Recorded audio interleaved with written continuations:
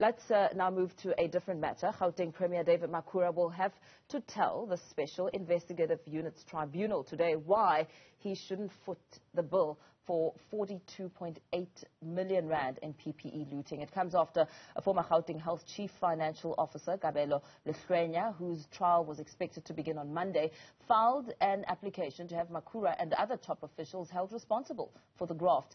Lehloenya is accused of signing irregular PPE contracts amounting to 2 billion rand. For more on the story, I'm joined in studio by our senior politics reporter, Ziyanda Ngcobo. Ziyanda, very good morning to you. Kabelo is clearly not going down alone and refusing to be used as a scapegoat in this matter.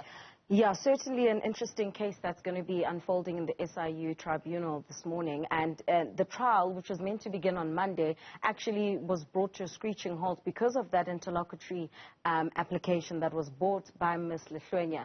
Now, you'll recall last year when that PPE scandal broke, I mean, it actually resulted in Bandile Masuku falling on his sword, the former Gauteng Health MEC.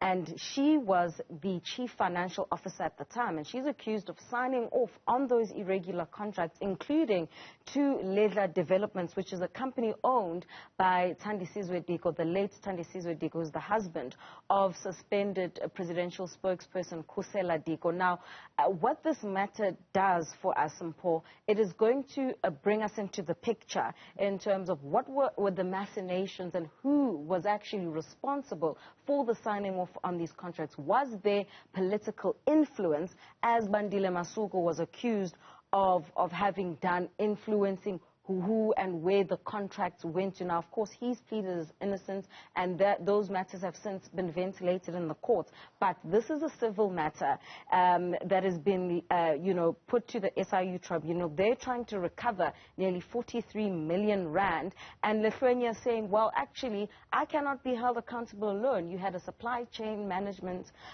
manager in the form of Ms. Thandi Webino. You had an HOD in the form of Mkhululi Lukele, as well as David Makhura, the Premier of this province, as well as the entire provincial government. The argument that she's making is, of course, that, at the time when there was the procurement of personal protective equipment, everything was centralized. And this is part of the argument to say, well, I cannot be held responsible alone. There should have been various steps at which then, if you are accusing me of a corruption, there should have been various points at which that this should have been stopped, but it wasn't. Therefore, I cannot go down alone. So before we even get to the nub and the heart of the actual trial, which of course evidence will be tested, she will now have to provide evidence as to why Makhura, Lukele and Bino must be now added onto the charge sheet. She's also stated in the submission that should she be found liable, she will also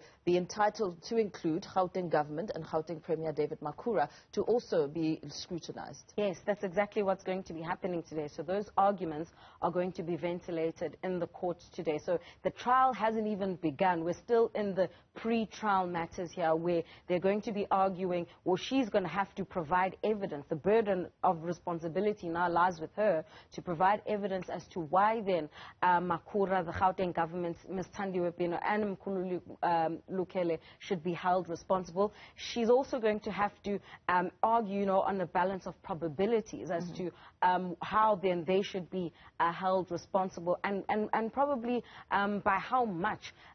Because we know that the SIU conducts its investigations, hands over to the SIU Tribunal, and this is also in an effort to fast-track all cases where there's corruption related to, the purchasing of PPE, amongst other things. So this is a very important matter, and what happens today and the judgment thereof, whether or not the presiding officer rules for or against them, will be very critical then also in the political arena to say then where does the buck stop?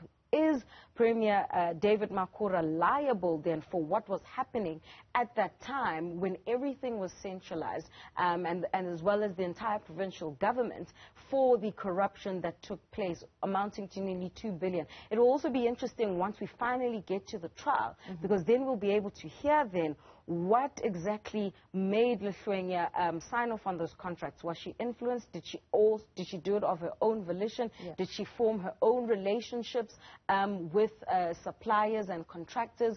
These are all the things that we need to know to finally actually get the details in of what really happened during that time. Absolutely. Let's leave it there for now. Senior politics reporter Ziyanda Ngcobo there, bringing us up to speed with an ex-Gauteng Health Department CFO who will be taking on the SIU at the Special Tribunal over PPE contracts. We'll be watching that very closely this morning.